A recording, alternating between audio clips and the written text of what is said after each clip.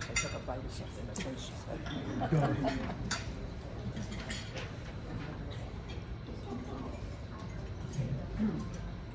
Hello, I'm going to introduce our speaker for the day. I'm very, very interested in what she's going to have to say. Jinny Choi was born in Korea and came to the United States as an international student. Earning the highest GPA from high school, Jinny attended Smith College and graduated with a degree in economics.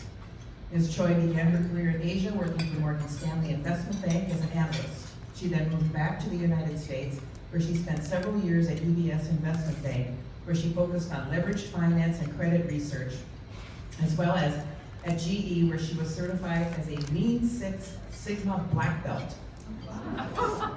Ms. Choi spent the next 8 years at Bridgewater Associates as the Deputy Chief Operating Officer in Client Service and Marketing and the Director of Strategic Planning and Reporting in the Office of the CEOs. I'm not one. Currently, Jinny Choi is a Chief Operating Officer at Brooklands Capital Strategies and Managing Partner and co-founder of Pacific Ridge Asset Management, an affiliate of Brooklands. So take that. This morning she will tell us about the paths North and South Korea took after the division of 1953, comparing the two Koreas then and now, along with lessons and cautionary words for our country. During the 2000 and 2010 school year, speaking for myself, my family hosted a young student from South Korea, and I learned much from her about her country, so I am very interested in today's program. Please join me in welcoming Jinny Choi as she tells us about A Tale of Two Countries.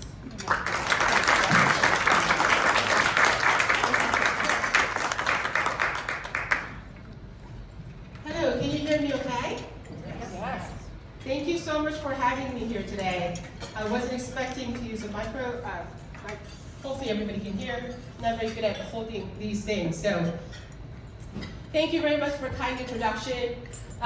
Yes, she introduced me with kind words, but let me tell you a bad story, bad news. I am no one. I know previous speakers up here has been published authors. They're professional speakers, and they're politicians, and all of those people.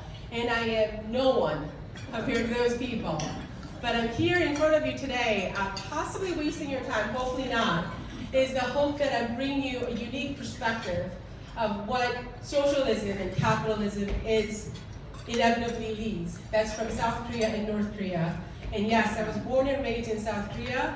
I'm still a citizen of South Korea, and I live here with a green card and living the American dream. I'm a foreigner, I'm a minority, and a woman. And despite all of those things, you would think that left would try to tell you that I will achieve nothing in America because of racism. That is not true. At all. So I'm here to prove that it is not true.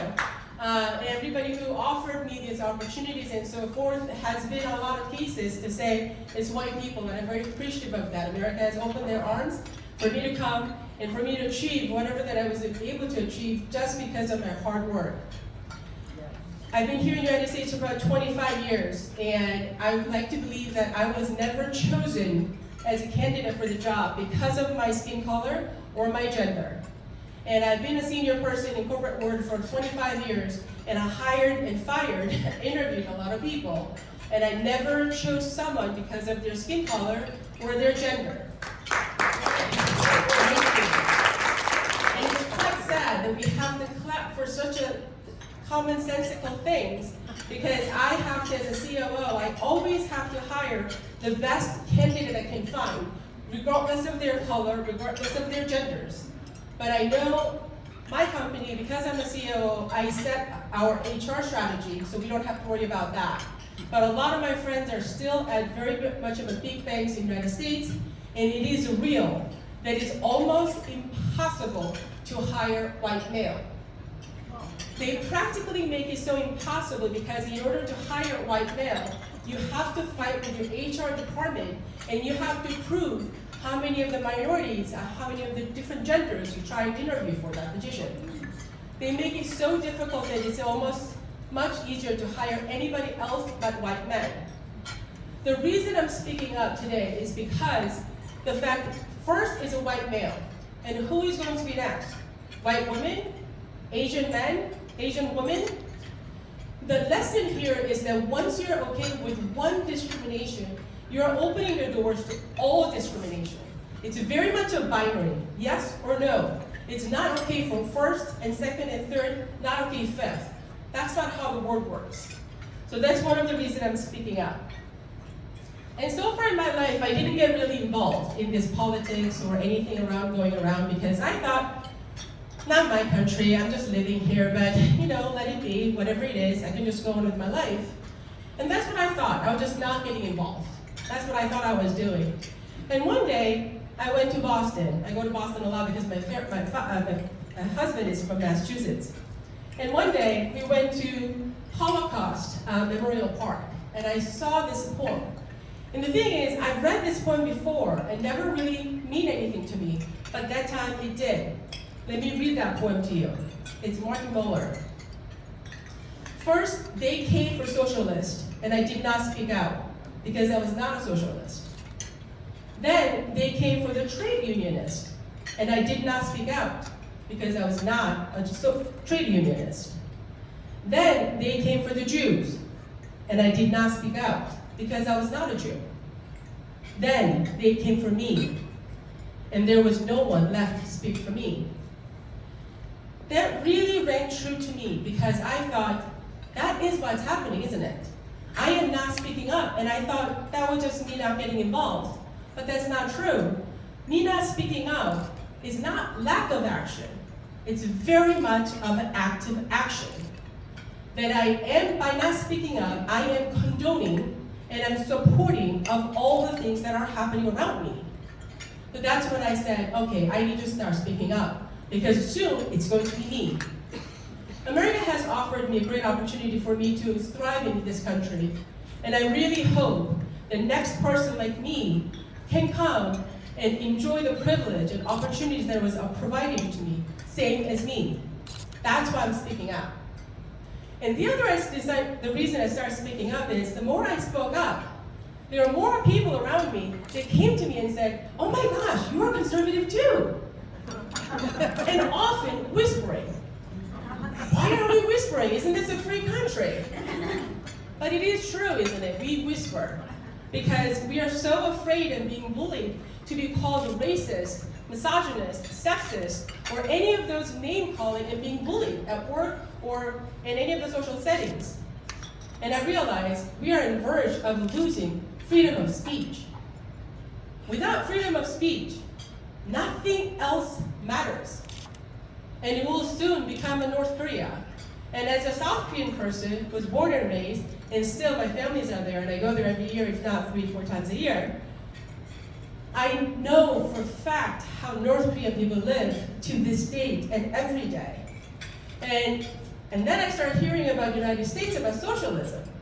And first I thought, oh, aren't they silly people? I'm sure they will Google it, and they will find out that this was tried and failed so many times. They will learn from it and then move on. And man, was I naive. The movement of socialism never died. It got stronger and bigger every day. So then I realized, oh my gosh, I know exactly what happens if you go to socialism. Let me speak up. That's one of the reasons I'm speaking up. And I'm sure all of you know. Thank you very much. And I think you guys all know that socialism has been tried and failed spectacularly many times in human history.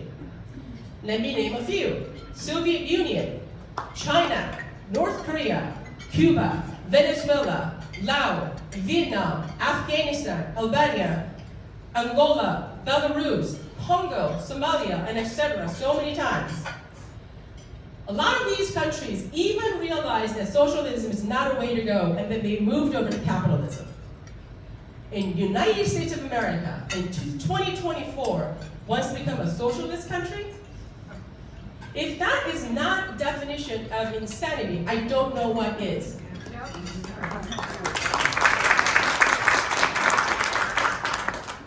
And not only there has been a lot of times that it has been failed, there has been a perfect twin study. I think you guys might know that in medical field, twins study is held as a golden standard.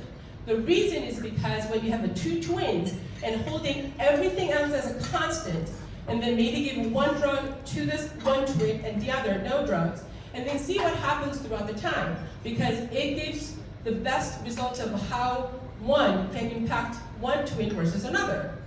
Now, perfect twin studies of socialism has happened and is still happening. That's North Korea and South Korea.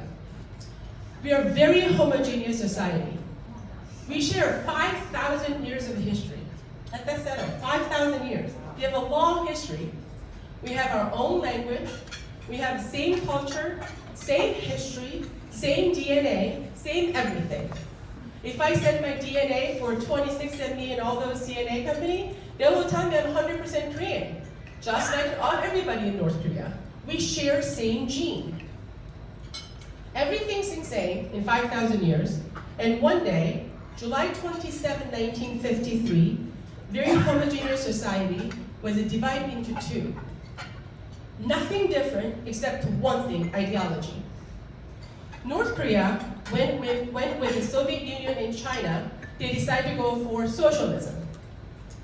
South Korea sided with the United States of America and the Western European countries, and we chose capitalism.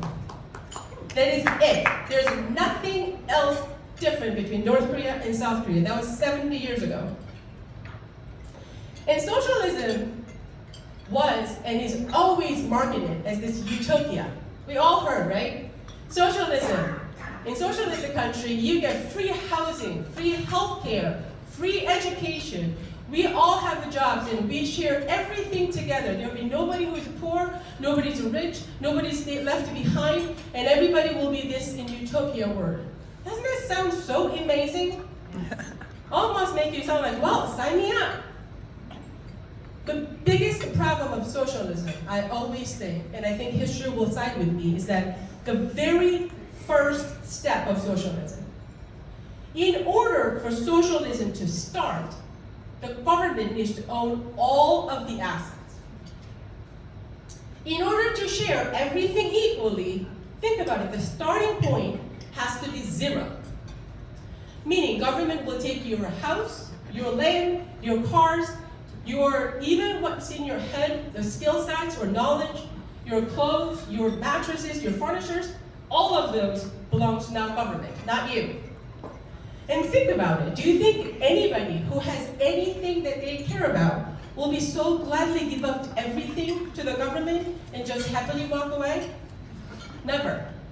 They will fight back. They will fight to keep their belongings and their assets. And what happens? Government then has to bring out the violence.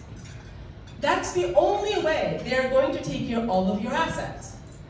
But then think about it. There's only smaller people in government trying to control massive population of the country. The violence is not enough a lot of times. They need to put fear into people so they don't fight back. And one way to do it is a public killing.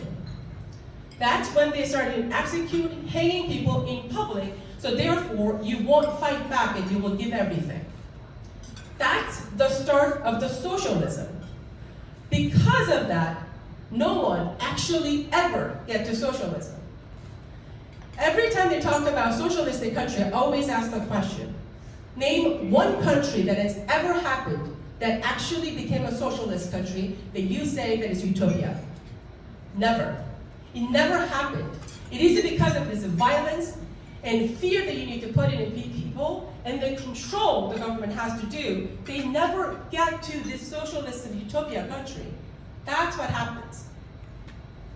Think about all the killings that they have done. So all these socialists that have every different names, right? They say there's a communism, there is a fascism, there's a Leninism, Marxism, totalitarianism, all different kinds of names. And they say socialist is not very different. And I always tell them, do you really think totalitarian or any of these fascism and all of them, do you think they chose that as a first step? No. They always choose a socialism as the first step, but never get there, but they go a different path, which is where they end up. North Korea is that. A lot of people say North Korea is not a socialism, they are totalitarianism. Do you really think they were stupid enough to say, well, yes, we will go for the dictatorship of the totalitarianism? Do you think that's what they voted? No, they really thought they are going to do something noble and good and just. That is a socialism, they thought. That's where they went. But because of the fear and the violence that they need to create, inevitably, there's always one person left holding all that power. Because that one person will go the furthest and willing to do the most cruel things to their own people to hold that power. And some of those people are some of the people that you already know.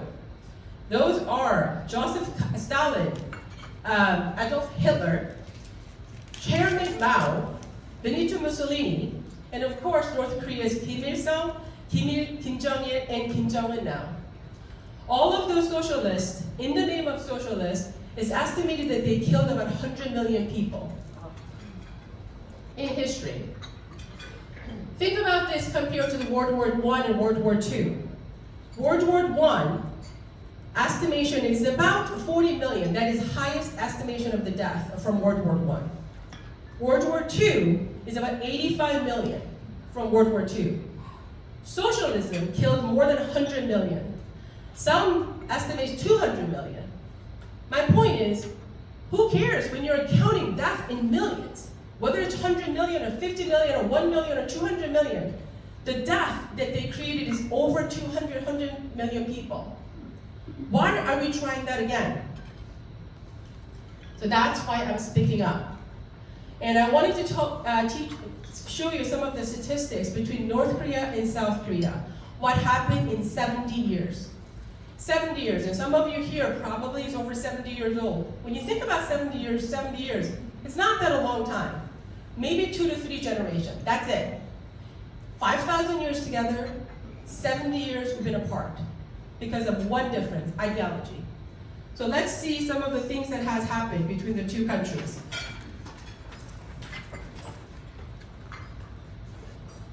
First, GDP, I think everybody knows the GDP, right? South Korea and North Korea in 1950 till now. Let me ask you a question. If I told you in 1950, one of the country, whether South or North, GDP per capita was 500, and the other country was $876. Which country do you think was 500? Correct. South Korea was a poorer country than North Korea was. North, of course, both of us were tomato, very poor country at the time, but still, North Korea was almost twice as rich as South Korea was. Fast forward that, this is what happens. As you can see, about in the beginning, we were kind of very similarly matched. And then we start diverging, very big. One of the big differences was the Soviet Union fell. They no longer had someone to back them up and provide them with a lot of different things. And so therefore, there was nobody who was providing for North Korea, and North Korea was on their own, South Korea was on our own. This is how diverge happened. As you can see, 1950, South Korea per capita was 500. As of 2022, South Korea's GDP per capita is $34,000. 43 times of North Korea. While South Korea grew our economy by 70 times, North Korea basically stayed the same for 70 years. South Korea now is the 13th largest economy, and North Korea is about 10% of the 200 countries. Let's talk about exports. I'm sure that you guys can imagine that South Korea exports far more than North Korea. Can someone guess how many times? Do you think South Korea exports maybe 100 times more than North Korea? 200 times? What do you guys think? 1,000. How about 2,243 times? South Korea exports about 684 billion, and North Korea in 2022 exported about 300 million. That's the difference. Can you guess what are some of the major exports that South Korea does? Cars. Yes, cars, electronics, and everything, but actually our biggest export is semiconductor chips. That equates to about 60 billion of the exports that we do in semiconductors. Guess what North Korea's main export is? Coal. That's it. That's the difference you have of the 70 years apart. Only difference, ideology. Let's talk about electricity. I thought about a lot of different things I can show you about electricity, but there's nothing that shows of electricity better than this one picture. Yeah, there it is. This was taken from space by NASA. As you can see, South Korea lights up like a Christmas tree. North Korea is basically in darkness. The only light that comes out is in Pyongyang, which is where the dictator lives. That's the electricity power between South Korea and North Korea. North Korea produces only about 4.4% of electricity generation compared to South Korea. Again, only difference, ideology, nothing else. Life expectancy, as I told you, we've been separated only 70 years, maximum 3 generations. And the sad part of the life expectancy is that there is data are very hard to get out of North Korea because they don't share anything, obviously. So I brought you 3 different statistics to show you what the life expectancy difference is. The first one is World Bank. Do you see the life expectancy difference? South Korea continued to go up. North Korea dipped, and now the difference is about 13 years apart. Just because I was born south of the parallel, I get to live at least 10 to 13 years longer than the North Korean people. Only 70 years apart, we have been. And as you can see, the dip, it's where the famine happened, when the Soviet Union fell. And there was no more food that was able to provide it to their people. And that's when they lost about 10 to 15% of their population due to famine. Another statistic, this is a statistic by Korea's Department of Statistics. They think it's about 12 years apart between South and North. Same DNA, same gene, 5,000 years of history together. Another statistics, National Institute of Health estimates about 8 years apart for men and 11 years difference between women of South and North. Same exact people. Let's talk about different physical differences in people. The first one I will show you is our children in South Korea, 17 years old or so. So in this graph, what you see here is from 1965 till about 2010, our boys and girls, different heights as they're growing, as our economy gets better, our children are becoming taller. These are in centimeters, so it's hard to tell, but in 1920s, that is about 5'7". So our boys in 17 years old are about 5'7", and the girls are about 5'3". This is North Koreans. We actually estimated this is as a 17 all the way to 27 because we couldn't really get a lot of data, but they're much, much shorter than South Koreans. All because of nutrition. And this is what hurts me the most to see, is a child malnutrition. As you can see, North Korean babies are underweight by about 15%, and about almost 30% are not developed properly because of malnutrition. These are children under 5 years old. Whereas in South Korea, we have issue with overweight babies. Eating too well, that's our problem. And National Institute of Health estimates that North Koreans are shorter by about 4 to 5 inches than South Koreans. And they weigh less than us by 15 to 20 pounds in average. And death due to famine, I showed you in the previous graph where they lost a lot of people. North Koreans say they lost about 225 to 325,000. I say bullshit. We estimate about 3 million people, up to 4 million people that was passed away because of hunger. That means at that time, North Korean population was only 22 million. That means it's more than 10% of the people were dead because of a famine. It's 1 in 10, possibly 2 in 10, every 10 people passed away because of a famine. Let's talk about roads. So in South Korea, to be clear, North Korea is 1.2 times bigger than South Korea. So they're actually bigger country as a physical land than we are. In South Korea, we have about 100,000 kilometers of roads. That's about 62,000 miles, that in South Korea. Out of that, about 92% is paved, 8% is unpaved. So let's guess. North Korea is 1.2 times bigger. How much of the road do you think North Korea has? We have about 100,000 kilometers.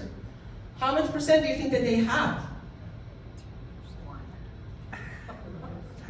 How about 25,000 kilometers? They only have a quarter of the roads that we have. And even then, only 3% of the road is paved. 97% of the road is unpaved. That's what socialists will get you. No more Amazon deliveries, people. So any young people who love socialists, well, show that. That's the difference between capitalism and socialism. Let's talk about cars. So in order to talk about cars, I thought we need to have some base, right? So how many cars in US has? Per 1,000 people in the United States, you can't see it very well, I will tell you, it's about 908 cars per every 1,000 people in the United States. So, United States has a lot of cars. 90% of the population have cars. That includes your children, by the way. So how many cars does Korea South Korea have? There it is. We have about 526 cars per 1,000. So about half the population, we have cars. Again, we have a lot of traffic issues because of this reason. We have too many cars. What about North Korea? So South Korea has about 526 cars per 1,000. What do you think North Korea has? Any guesses?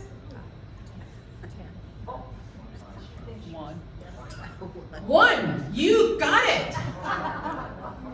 They have 1 car for every 1,000 people in North Korea. We have 25 million cars. They have 30,000 cars. One thing I can tell you, there will be no traffic issue in North Korea. I bet that. Let's talk about mobile phones. So again, South Korean population is about 50 million we have in South Korea. Guess how many phones that we have? And I'm sure you guys have a lot of LG and Samsung phones somewhere here. Thank you for purchasing those. South Korea, we have over close to 60 million phones, meaning more than 1 phone per person, which is a problem on its own, but that's all we have. North Korea has about 3 million phones. That's about 1 in 1,000 people. They don't have a lot of phones, but they do have phones. And a lot of times, this one kind of shocks people, and they say, wow, North Korean people have mobile phones? Then they should have all the information.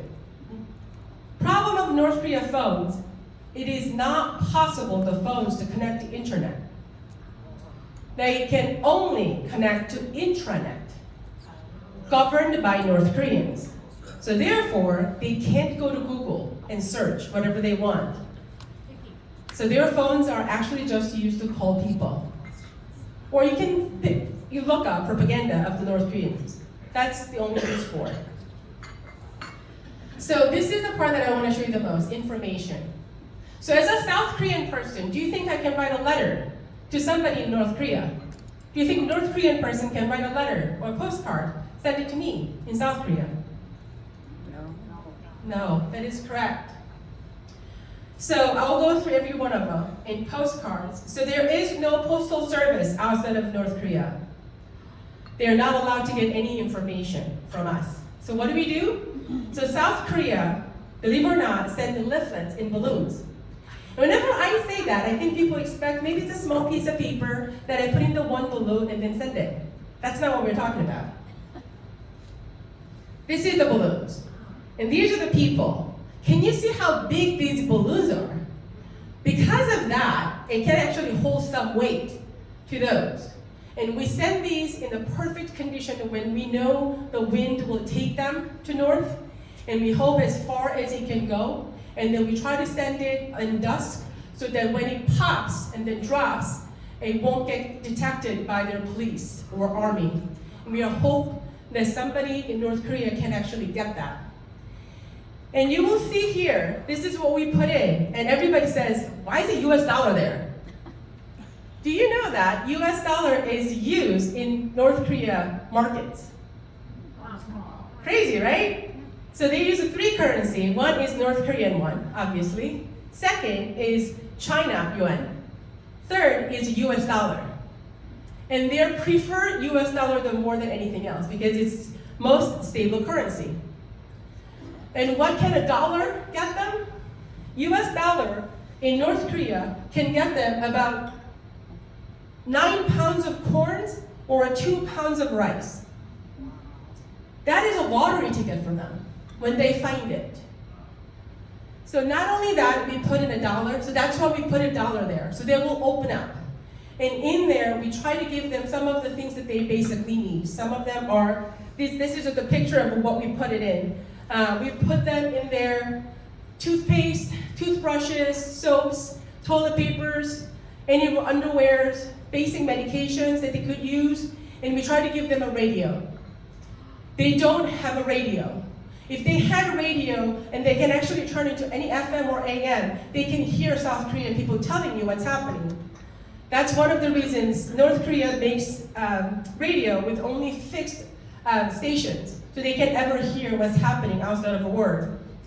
And we also put them a lot of information. We put them USB card, information about North Korea, what's happening truly in South Korea, because they brainwash North Korean people that we are poorer than they are.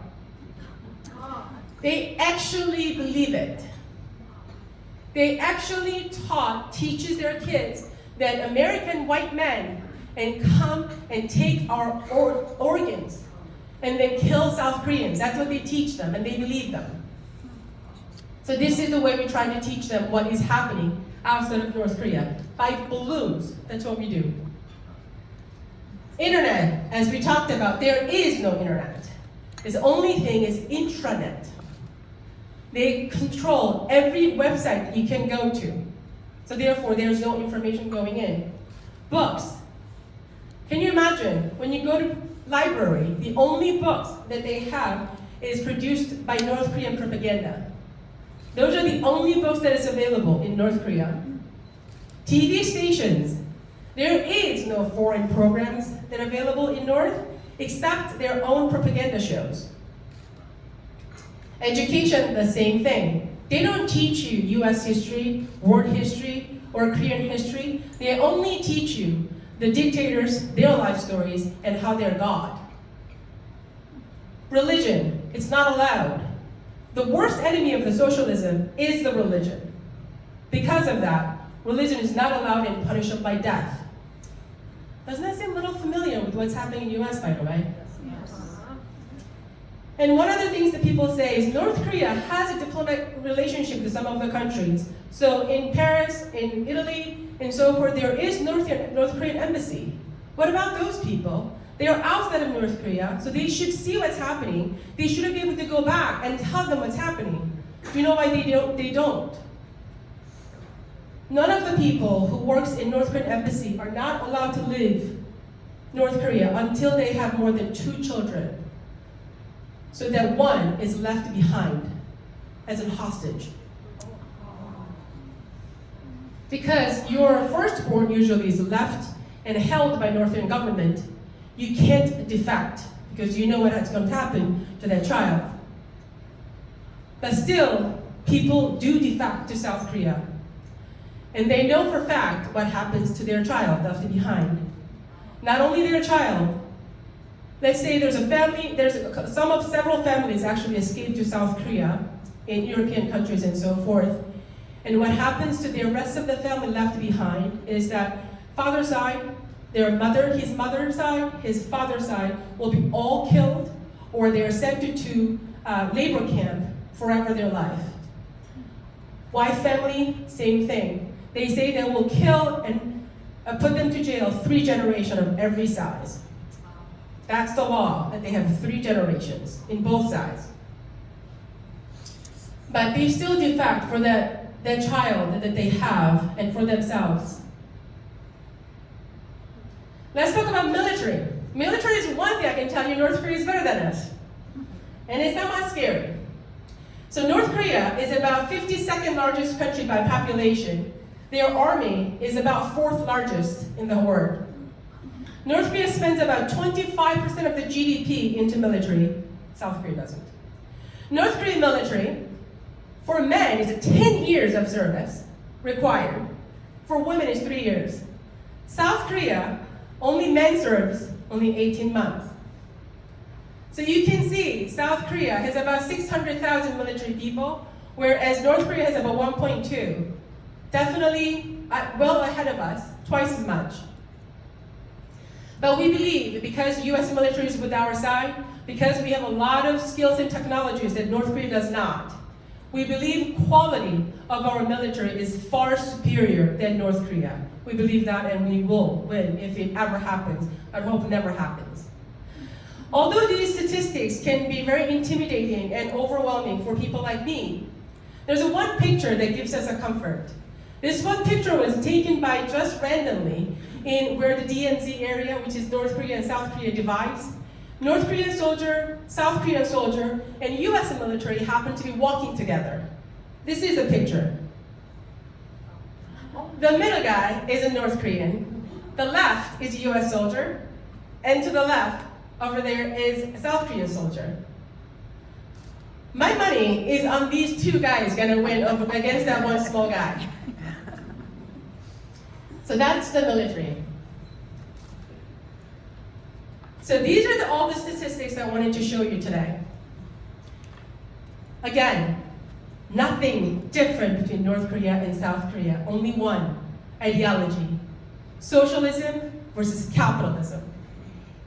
If these statistics is not going to settle with you, that socialism is never the way to go, I don't know what is.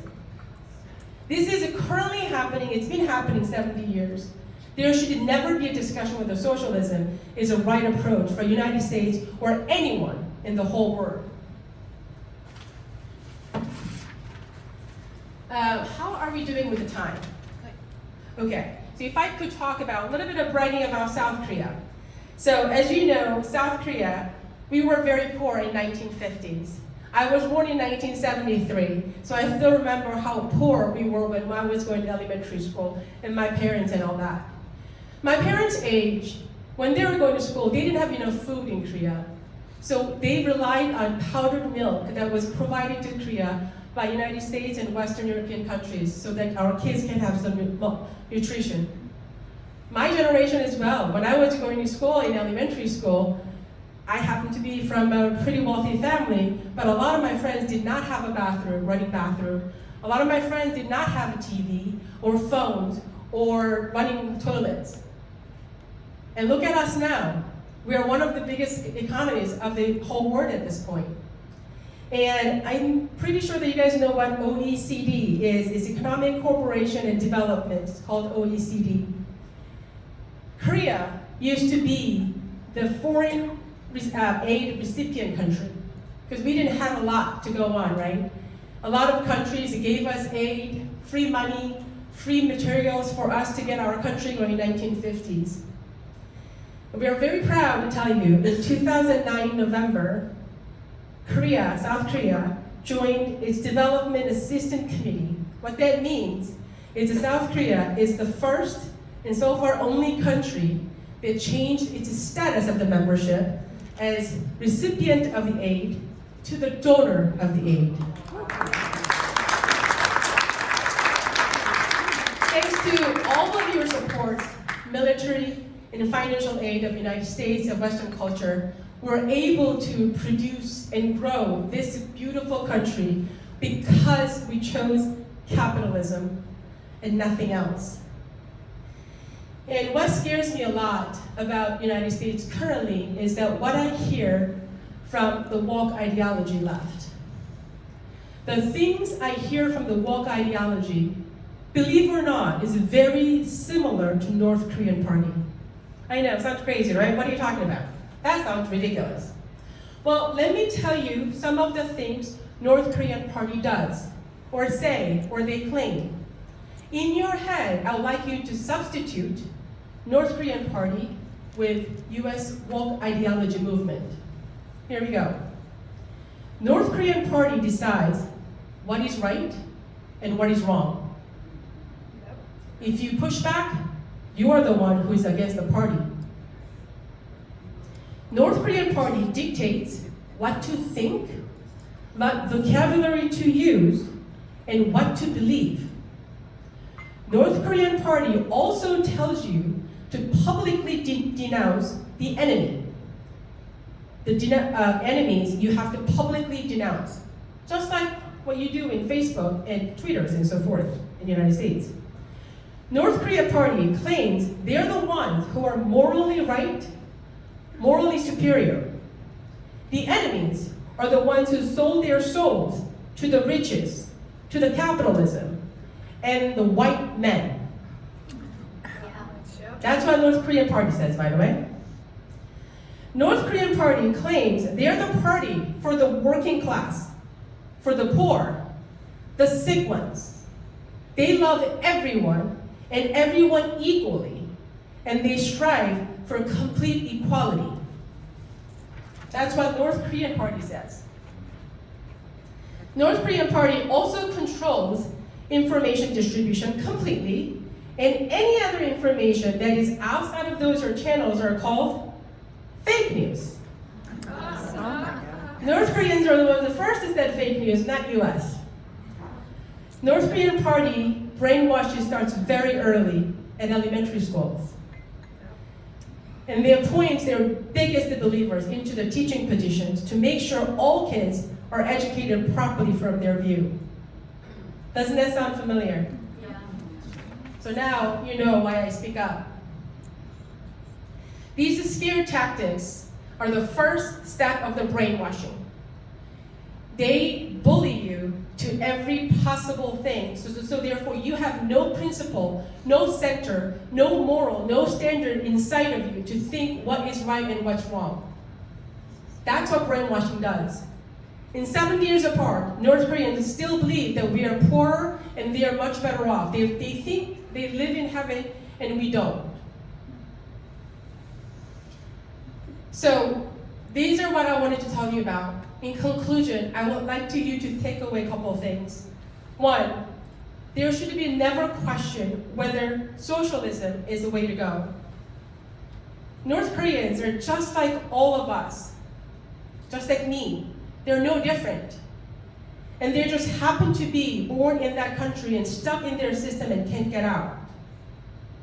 The moment you start giving up one discrimination, you open to all discrimination. And not speaking up, not getting involved, is not lack of action, it's active action. And North Korea isn't so far and foreign as you thought you might have thought. That's it for me. Thank you very much for listening to me today.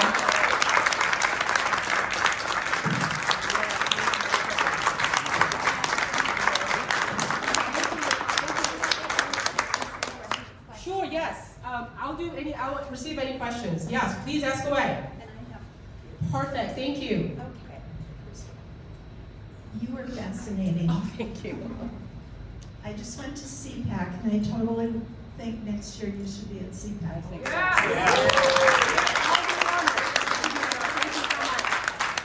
Our first question, and I should probably put my glasses. How were you able to get so much information about North Korea? Yes, information about North Korea is not hard to come by. It's very hard to come by. However, a lot of international organizations is to try to get those information. And one of the best information we get them is the defectors who escaped North Korea.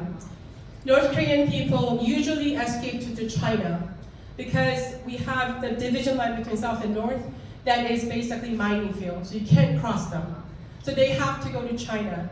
And let me tell you one saddest story about China that is what makes my blood boil. When they escape to China, China tells their people, their police, to catch the North Koreans so they can send them back. They're not allowed to go for the refuge status. So therefore, what happens in China is that they actually human traffic North Koreans. Women are sold for the sex slaves or to have babies, sold in all over China. And babies are also sold and traded in China. And men are sold as a labor. And often they end up as organ harvesting places. And that is happening in China. We estimate about 3 million people are stuck in China, can get out.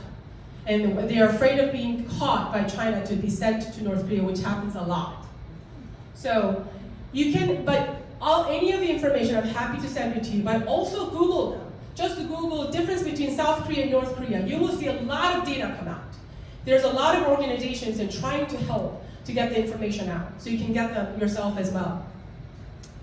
Thank you. This one is, you went to school at Smith? Yes, correct. They're wondering, what house did you live in? Did somebody go to Smith here? My cousin did it. She asked me to ask you. Yes, I went to Smith College, and Smith College is known to be, nobody cares about your major and all that stuff. They care about which dorm did you live. And we did Cutter, yes.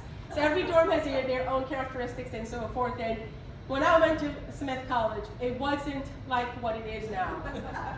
To be clear, it was much more, at the time, the reason I went to Smith College, fun story, I didn't want to go to Smith College, quite honestly speaking, because it's all women's college, and I went to all women's high school. My parents sent me here.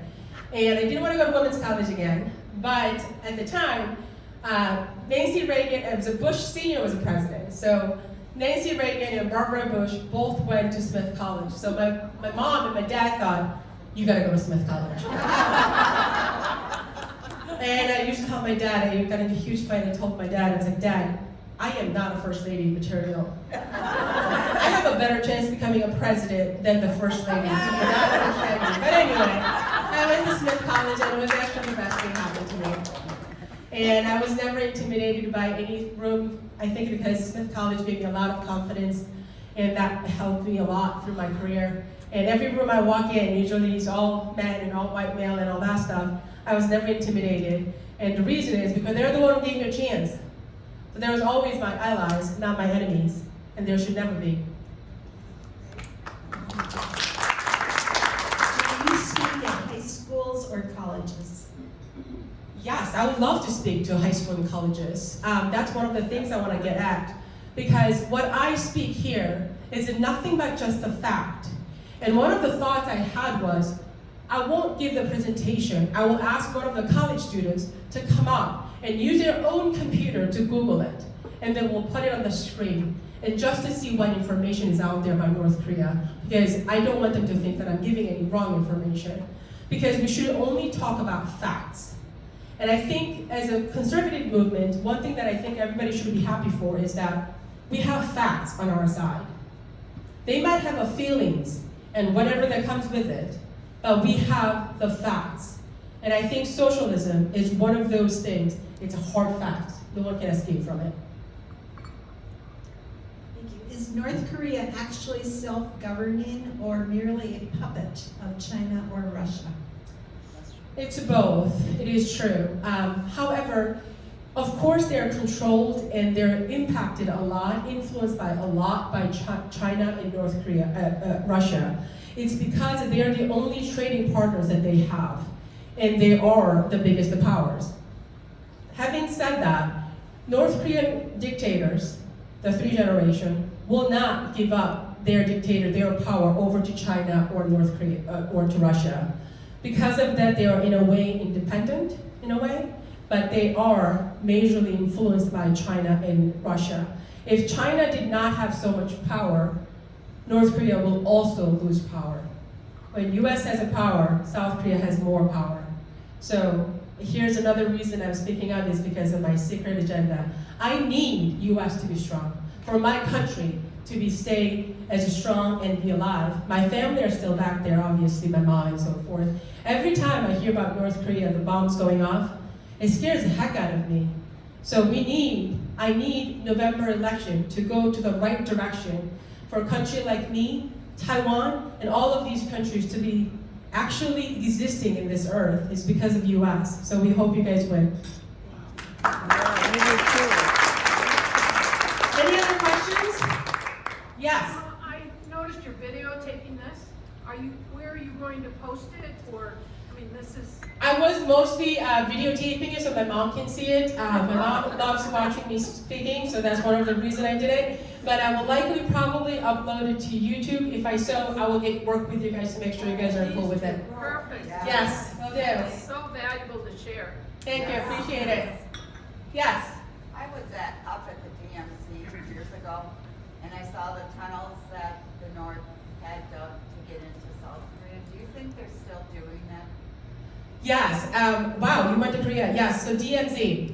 So one of the things that we found out from North Korea to South Korea, by the way, North Korea and South Korea, we're a tiny country. So we're like the size of, I think, Indiana, as South Korea is, so we're pretty tiny. And Seoul is about an hour from the DMZ area where the division happens. And for North Korea, they were apparently digging up the tunnels that pops up in anywhere in South Korea. We found five tunnels, I believe. And that's the tunnel that actually now you can go and tour the tunnel and to see what kind of tunnels that have built. We don't know if they're still building those. We would like to believe that we have technology to detect those, but there is always a scare that when they come in, they could pop up anywhere in South Korea because we're that kind of tiny country in a way. Without the US military power, without the fight the US did for us in Western countries, we wouldn't be here. Any other questions? Yes? Is there any controversy about having all those American servicemen in South Korea? Couldn't hear you very well. Is there any controversy in South Korea about having so many American servicemen there? Yes. So just like any other country, by the way, one thing US I think often forgets, every other country mimics US politics. Do you know that? Whenever the left wing comes up with a new strategy, new whatever, South Korea left wing starts adopting it, including transgender. So whatever US does in politics, that all goes to every country, including my country. Every generation above me, we all know how grateful we are to US military to save us, to protect us from the Korean War, and then still staying to protect us. Otherwise, you saw the military status between North Korea and South Korea. So we are very grateful. However, the left side of the United States, they side with North Korea. They side with socialism, just like here. And they say, US, go home. That's what they want. And why would that's what they want? It's because North Korea is behind this left-wing movement in our country. And that's one of the reasons we have to fight for the right side wings. Remember the leaflets I showed you? The previous president was a left-wing president, and he banned that movement just so that he could protect North Korea getting any new information from us. This last time, we got right-wing president. That's why we're able to send those leaflets. That's how important it is for the left wing and the right wing side of the politicians happens in Korea as well. So US Army, of course, right side of right wing, the conservative movements in South Korea, we welcome every US military people to be there. Left wing does not. So there's always a controversy because of that, but we have a fact on our head. Show that statistics. What do you think is going to happen when US military moves? It's obvious. Okay. Yes. Jenny, we have an outreach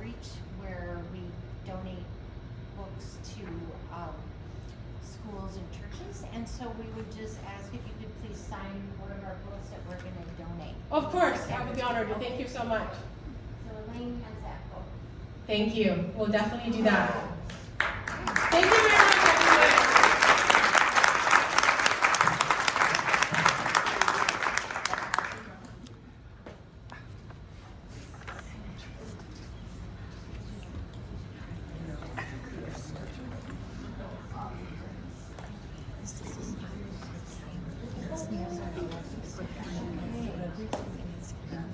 Thank you, Jinny Choi, for that wonderful presentation.